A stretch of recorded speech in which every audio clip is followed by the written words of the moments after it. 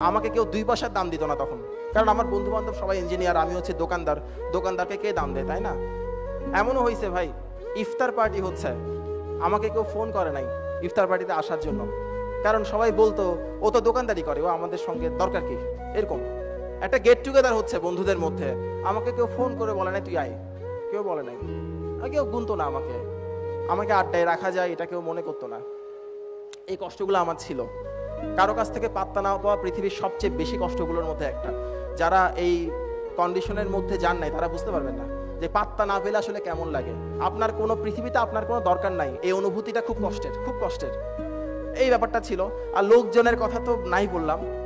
যখন আপনি কষ্টে থাকবেন, যখন আপনার যন্ত্রণা থাকবে, তখন আপনাকে 2টা ভালো কথা যারা বলবে তাদের সংখ্যা আপনি হাতের ঘরে গুনতে পারবেন। 1 জন 2 জন, আর তো মনে পড়তেছে না আর কেউ ভালো কথা বলছিল আমাকে এরকম। কেউ তখন ভালো 2টা কথা বলে না। আমরা যখন রাস্তায় পড়ে যাই তখন আমাকে সবাই বলবে এই সর, আমি হাঁটবো। 2-1 জন মাত্র পাবেন যারা আপনাকে হাতটা বাড়াই দিবে, পড়ে গেছো উঠো, আবার দাঁড়াও, তুমি পারবা, চেষ্টা করো। এই কথাটা কেউ বলে না।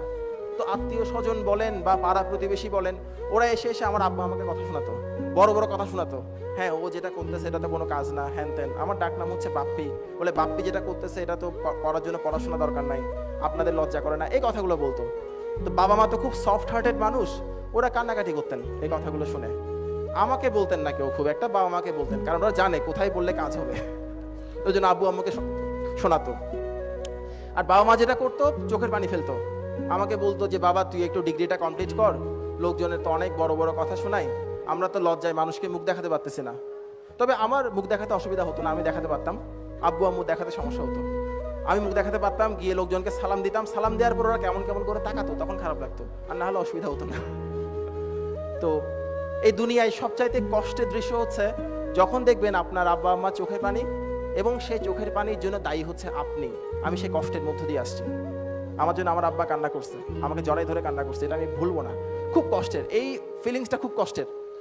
তখন একটা সময়ে, ওই সময় আরেকটা ঘটনা ঘটছিল, এটাও আমার লাইফের মোড় ঘুরায় দেওয়ার জন্য অনেক হেল্প করছে। চুয়েটে ওই সময় একটা রিউনিয়ন হয়েছিল, পুনর্মিলনী। তো সেই, আচ্ছা আমি একটু বলি, আমি আমার এই পার্সোনাল এক্সপিরিয়েন্সগুলোকে শেয়ার করবো নাকি এগুলো স্কিপ করে যাব? ওকে। একটা রিউনিয়ন হচ্ছিল, এরকম একটা স্টেজ। চুয়েটের কে আসো ভাই এখানে? তোমরা কি ছিলা ওইটাতে? ওই অনুষ্ঠানে ছিলা? ওকে, রিকল ইট, মনে করার চেষ্টা করো। তো রিউনিয়ন হচ্ছিল, এবং সেই রিউনিয়নে মোটামুটি মানে অনেক কাজই আমি করে দিছি। আমি প্রোগ্রাম অর্গানাইজ করতে পছন্দ করতাম, হ্যাঁ ভালোবাসতাম, কালচারাল কাজ করতে খুব ভালোবাসতাম। তখন আমি স্যারের কাছে প্রজেক্ট ক্লিয়ার করতেছি আর কি, স্যারের কাছে প্রজেক্টের জন্য যাচ্ছি, দেখা করতেছি এরকম।